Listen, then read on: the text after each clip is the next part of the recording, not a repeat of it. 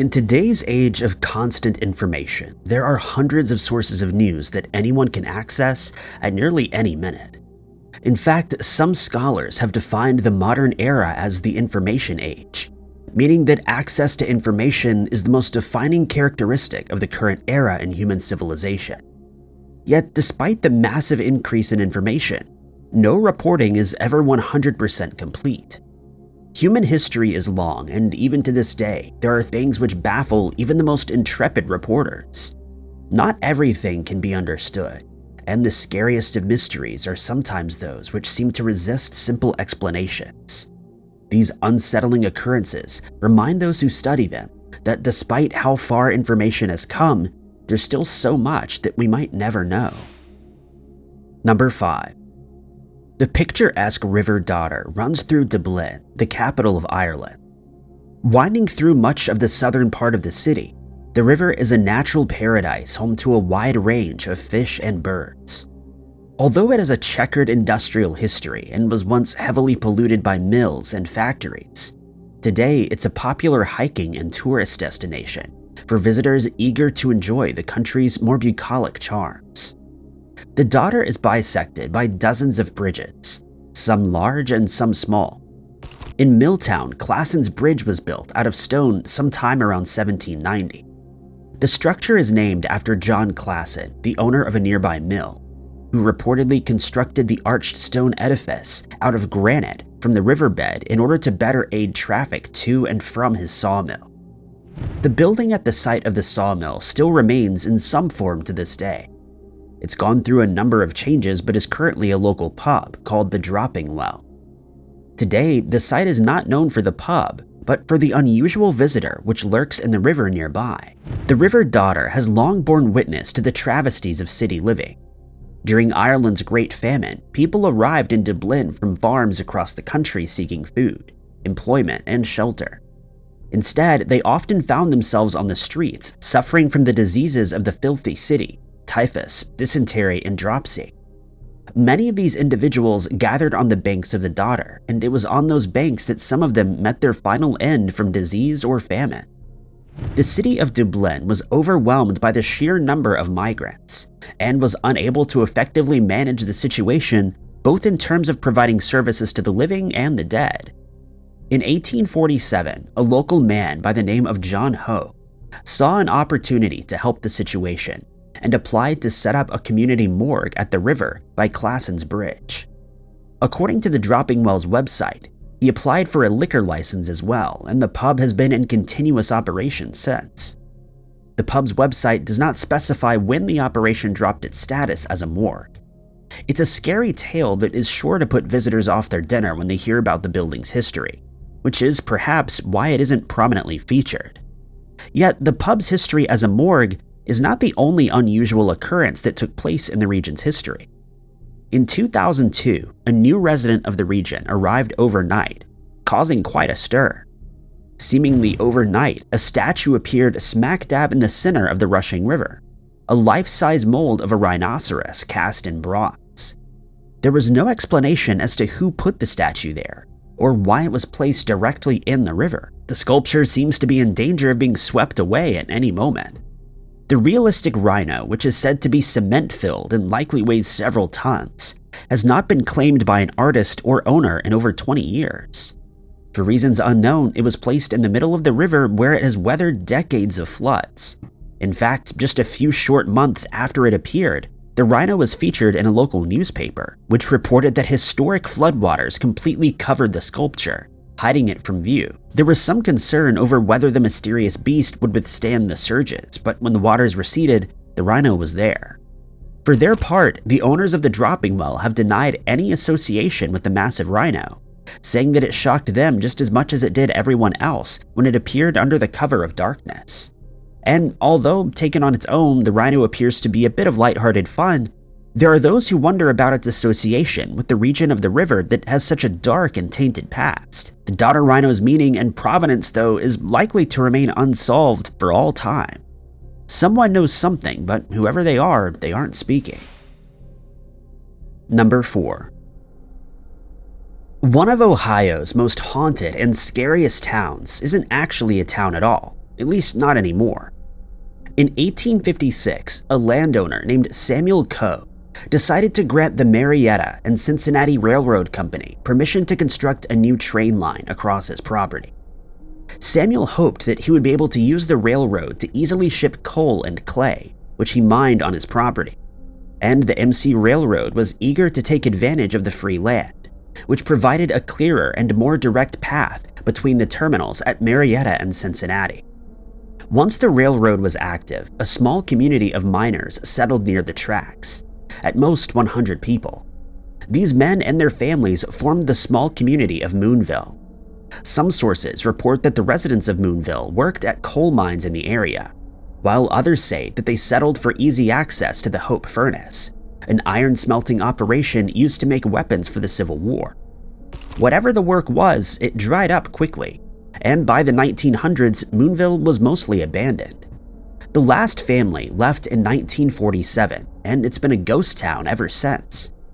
At its height, the small community was a rough and industrial place, populated by men who took dangerous jobs working mines, forges, and on the railroad. Perhaps for this reason, or perhaps because of something more supernatural, the residents of Moonville had disproportionately bad luck. Modern-day sources have tied between 21 and 26 untimely deaths to the small community. The most famous took place in 1859, just a few years after the completion of the railroad line. According to local legend, it was on this night that a train brakeman was responsible for standing along the tracks each night with a lantern to signal the oncoming locomotive. One night, the man had been drinking before his shift, and as the train approached, he swayed into its path and was struck. It's said to be his ghost that haunts the region of the abandoned tunnel even today, and his ghostly lantern can sometimes be seen at night. The incident itself was documented in local newspaper at the time, although the detail of the lantern was not mentioned. According to a paper based out of MacArthur, Ohio, a railway worker fell from the cars and was fatally injured underneath the wheels of the train. The reporter wrote that the man likely lost his life, but I believe that's something we all safely assumed. The accident, according to the paper, resulted from a too-free use of liquor. Although this accident is commonly referenced in tales of Moonville history, it's far from the only eerie thing to happen at the now abandoned site. In fact, a website devoted to local Ohio hauntings remarks that so many people have met their end at this location that it's difficult to determine which death is related to the ghost stories. Today, the most frequent sighting is of the brakeman and his lantern. However, he's not the only ghost that seems to haunt the former site of Moonville.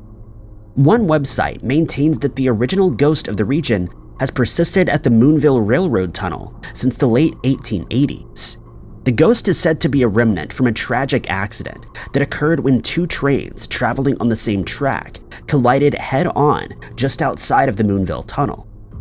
According to newspaper reports from November of 1880, the accident resulted in the death of the train's engineer, Frank Lawhead, as well as a local fireman named Charles Kirk. After the fatal crash, a specter, said to be the ghost of the engineer, was said to haunt freight trains traveling through Moonville. In 1895, 15 years after the accident, a paper called the Chillicothe Daily Gazette reported that the ghost of Moonville is at it again with its old pranks. The newspaper went on to tell a frightening tale of a train engineer by the name of William Washburn, who was visited by a ghost attired in a pure white robe and carrying a lantern. The ghost had a flowing white beard, its eyes glistened like balls of fire, and surrounding it was a halo of twinkling stars. As the train approached, the lantern was swung across the track. Engineer Washburn gave the proper whistle signal and stopped the train. As he did so, the ghost stepped off the track and disappeared amidst the rocks nearby. The article concluded by remarking that this is not the first time the same ghost has stopped and delayed trains. It's been at the business on and off since the frightful collision, at that point in which Engineer Lawhead lost his life. Like the tale of the brakeman's ghost, sightings of lanterns figure heavily in this ghost story. Indeed, to this day, visitors of the abandoned tunnel report seeing lanterns as the most common apparition. The mystery of these sightings has not been explained. Could it be a natural phenomenon, or is it truly the ghosts of railroad workers whose memories have persisted for hundreds of years? We may never know for sure. Number 3.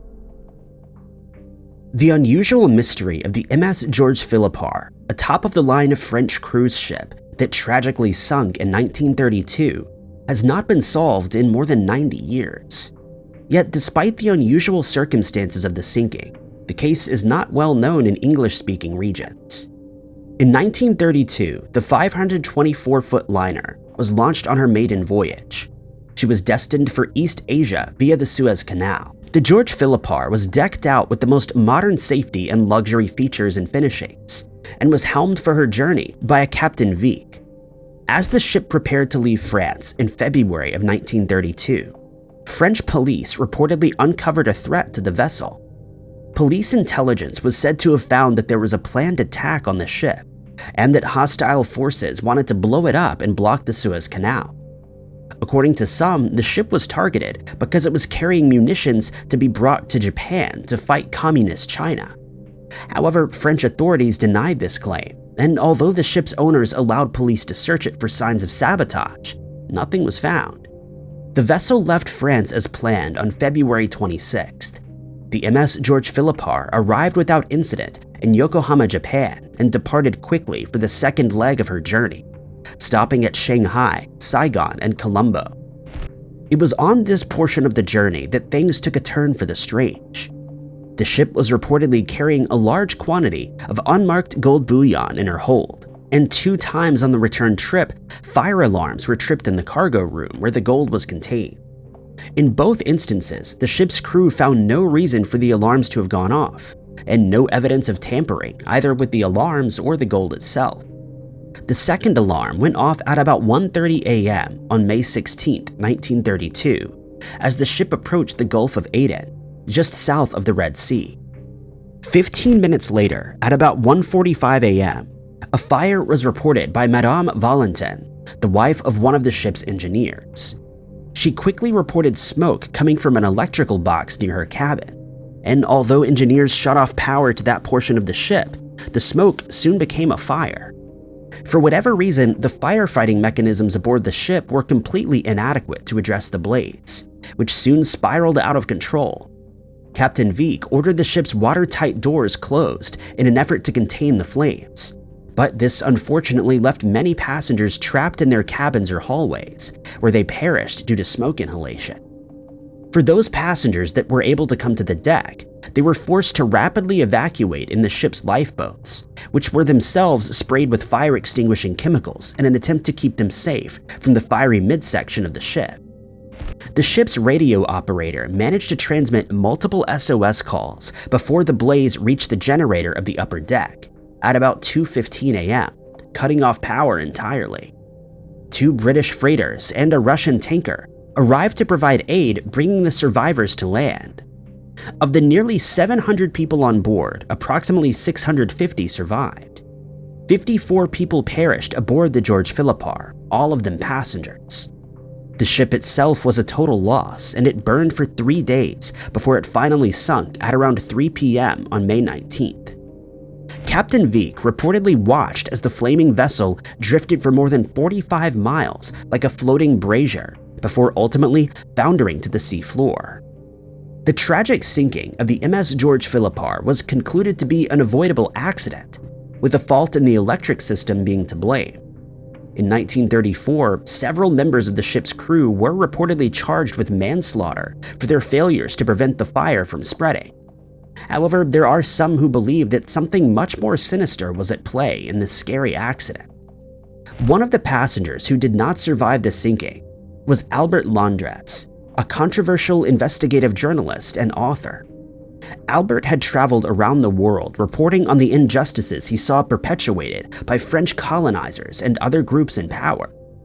He was particularly well known for a series of reports on the living conditions of prisoners in a penal camp in French Guiana, which contributed to the ultimate closure of the site in 1938, several years after his passing.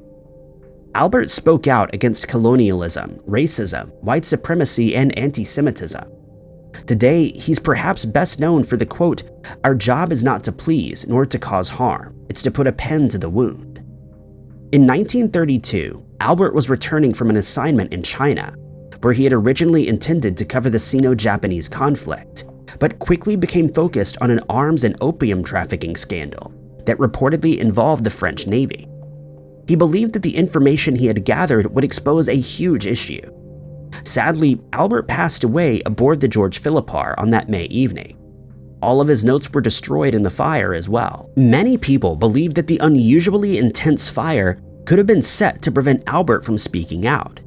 As proof, they point to the fates of another couple aboard the ship, Mr. and Mrs. Alfred Isaac Langwiller. Albert reportedly met the pair on a voyage to France and confided in them about what he had learned. The Langwillers survived the fire. However, they were killed a few days later on May 25th when the plane they had taken back to France crashed just southeast of Rome. Albert Londres's investigative scoop died with them. The details of what he thought he had uncovered have never been fully reported, and the theory about the cause of the blaze has never been disproven. Number 2. On August 2nd, 1998, the Tippecanoe County Courthouse in downtown Lafayette, Indiana, was rocked by an unusual collision. Just before 10 p.m. on an ordinary Sunday night, an unidentified person drove a stolen pickup truck through the 4th Street doors of the 134-year-old building. Inside the truck were a number of improvised explosive devices that contained hundreds of pounds of incendiary materials. Although the incident started a fire, the wick to the devices was charred but didn't stay lit. Firefighters were able to safely clear the scene and no one was injured. However, the suspect, a man in his 40s with a receding hairline who was spotted in the area, has not been captured. More than 20 years after the unusual attack, police are no closer to understanding its motivations or finding out who would do such a thing. Tippecanoe County, Indiana was organized in 1826. Located in the northwestern part of the state, its largest city is Lafayette, with a population of about 70,000 people. The county itself is home to about 187,000 residents, and the county's courts are located at the historic courthouse in Lafayette. The building itself has been described by members of the local Historic Preservation Trust as the focal point of the downtown. The courthouse stands at 5 stories with a dome that reaches 226 feet. On the evening of August 2nd, a Sunday, the building was closed and empty. At 10:09 p.m., Lafayette firefighters responded to a call about black smoke coming from the building.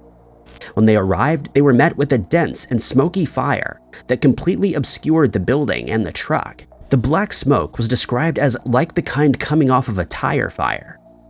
Firefighters said that they could smell diesel fuel right away, but didn't see the source. They wondered if the courthouse had a boiler. It took 10 minutes of crawling across the courthouse floor, searching for the source of the flames before the truck was finally located. According to Lieutenant Rich Wilkins, he and the other firefighters who responded to the pitch-black scene couldn't figure out why there was glass on the floor. They didn't realize that the truck had smashed a hole through the 4th Street doors. Working in pitch black, the fire crew attempted to douse the pickup truck without realizing it had a payload of explosives in the bed. The floor was so slippery with water and fuel spilling from the vehicle that it was like walking on ice. Although firefighters hooked a winch to the truck's back bumper, they were only able to drag it as far as 10 feet from the doors, ultimately positioning it under one of the courthouse's overhead sprinklers. It was this decision that was later hailed as the one that saved the building. The fuse to the explosives located in the truck didn't catch, and firefighters were able to contain the blaze by approximately 11 p.m. Once the fire was contained, investigators turned to the truck, which they quickly discovered had an unexploded payload of diesel fuel, gasoline, black powder, and metal shavings. The fuel was contained in 4 55-gallon drums and a 30-gallon drum, while the black powder was packed into a metal cylinder. Thankfully, the 6-foot wick was mostly unburned. FBI and ATF agents arrived at the scene on Sunday evening and arranged for the explosives to be transported to a factory site on Monday morning. The metal cylinder was hauled to a gravel lot off of South River Road, where it was intentionally detonated. It sent material and smoke more than 100 feet in the air. If it had exploded at the courthouse, it could have caused real damage. Police had few leads as to who might have committed the unusual crime. The truck, a Ford F-250, had been reported stolen from an employee parking lot the previous Wednesday. The owner told investigators that the pickup was a retired farm truck. He'd left the keys in the truck while he was inside the business and had quickly reported it missing at the end of his shift. Along with the security guard, he had combed the parking lot, suspecting someone had moved the vehicle as a prank. However, it never turned up. The owner was quickly cleared as a suspect in the attempted bombing. Instead, they focused on an unidentified individual who was seen in the region, even creating a composite sketch.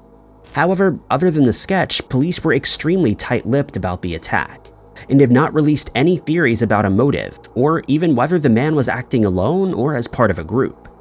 Despite an award of thousands of dollars, no one came forward with information. In 2008, agencies even raised the amount to $50,000, but there were no clues. The case has faded into memory with little attention paid since, and the suspect is still out there. No one knows if he may strike again. The attempted Tippecanoe County Courthouse bombing is a tale of a stroke of good luck. Without the explosion, only $200,000 of damage was caused, and the cost was mostly covered by insurance. The courthouses were open again for business by Thursday, but the consequences if the explosive had gone off could have been much greater and speak to an extremely dangerous intent. Anyone with information about this mysterious case can submit a tip to the anonymous We Tip hotline at 800-782-7463 or directly to the Tippecanoe County Sheriff's Office at 765-423-9388. The FBI is also involved with the case and may be reached at 713-639-3301. Number 1. For more than 400 years, residents of Paris, France, have reported an unusual spirit that warns them of death and destruction. The spirit is known as the Little Red Man, and his appearance has been reported by many key individuals in French history. Although the imp was said to appear to a number of French royals, including Catherine de' Medici and Henry IV, he's most closely associated with the many wins and losses of the eventual emperor, Napoleon Bonaparte. Napoleon was a French military leader who eventually conquered much of Europe in the late 18th and early 19th centuries. He seized French political power in a 1799 coup before ultimately crowning himself emperor in 1804. He was exiled twice in 1814 and 1850, and he ultimately lived out his days in defeat on the island of St. Helena. Yet he remains an important figure in French and global history, and his military successes and defeats are still studied heavily even today. But what is not so commonly known is that, according to Napoleon himself, he had the help of an unknown seer or prophet from the dark side of history. Napoleon's rise to power began in the 1790s. France's newly installed revolutionary government was engaged in a number of conflicts with various European nations. In 1796, as general, Napoleon commanded a French army that defeated an Austrian army. This major success proved to one of France's military rivals the power of the new government, and the resulting Treaty of Campo Formio, signed in 1797, led to major territorial gains for the French. After this success in 1798, French leadership offered Napoleon the chance to lead a French invasion of England. However, being a shrewd military negotiator, Napoleon realized that French forces were not prepared to defeat the British Royal Navy. Instead, he suggested that France should invade Egypt in order to wipe out British trade routes. It was in Egypt in 1798 that Napoleon first encountered the spirit of the Little Red Man. Up until 1798, the Little Red Man had mostly appeared to French nobility at a royal residence that stood on the banks of the River Seine. Catherine de' Medici was said to have first seen him when she moved into the palace, shortly before a tragic loss at the St. Bartholomew's Day massacre. The Little Red Man was also said to have appeared to Marie Antoinette's maids just before revolutionary forces stormed the palace and captured her. The man was said to appear dressed from head to toe in scarlet, with red skin and a red coat or cape.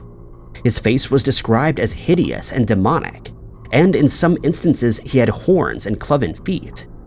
According to legend, Napoleon first met the ghost in Egypt when he prepared to cut off British trade routes. The man was said to tell Napoleon that he had 10 years to enjoy victory and triumph on European battlefields. He also reportedly claimed that he'd been watching Napoleon since he was a child. This appearance was the beginning of what many historians have characterized as a long-term relationship between Napoleon and the unusual ghost, which he believed could guide him to his destiny. The ghost reportedly told Napoleon that the Egyptian campaign would fail, but that he would return to France and find many victories. Napoleon returned to France in 1799, where he became part of a group that overthrew the French Directory and appointed him the first consul, France's leading political figure. In 1800, his forces once again defeated the Austrians and drove them out of Italy, a victory which helped him to cement Napoleon's political power. In 1802, he also negotiated a treaty which brought temporary peace between the British and the French. By 1804, he had appointed himself emperor. One of Napoleon's major successes came in 1805 at the Battle of Austerlitz, in which the French defeated the Austrians and the Russians. The victory resulted in the dissolution of the Holy Roman Empire. The Little Red Man was said to have played a role in this victory as well. According to the testimony of a grenadier of, quote, unimpeachable veracity, the ghost was seen coming out of Napoleon's tent on the night of the battle. In an 1880 summary of the events, the grenadier was said to have challenged the apparition to give the countersign in order to prove that he was not an enemy. The man reportedly screamed St. Helena and vanished with a loud noise. For the next several years, Napoleon engaged in a series of skirmishes against Britain aimed at reducing the country's power. He reportedly communed with the Little Red Man at this time, asking for an extension of the 10 years that the ghost had predicted in 1798. The man said yes, as long as Napoleon didn't try to invade Russia. It was here that the imp predicted the emperor's downfall. During this time, a number of soldiers in the French army reported that Napoleon seemed to confide in a spirit of destiny that he thought was guiding his victory. In the spring of 1807, one of Napoleon's trusted generals, Jean Rapp, took a meeting with the emperor in his private quarters. General Rapp was said to enter the room unannounced, where he found Napoleon perfectly still, staring intently through the window at the sky. General Rapp, not wanting to disturb the man, pushed a chair to make noise. Napoleon didn't seem to notice and remained focused on the sky. Curious, the general went to Napoleon's side. The emperor grabbed General Rapp's arm and asked if he saw the red star of destiny shining above, as large as the moon and just as brilliant. Napoleon told General Rapp that he'd relied on the star of destiny to guide him, as it had never abandoned him, and it often appeared to him dressed in all red, shaped like a man. Another of Napoleon's trusted confidants also reported that he heard the emperor talking of the Little Red Man.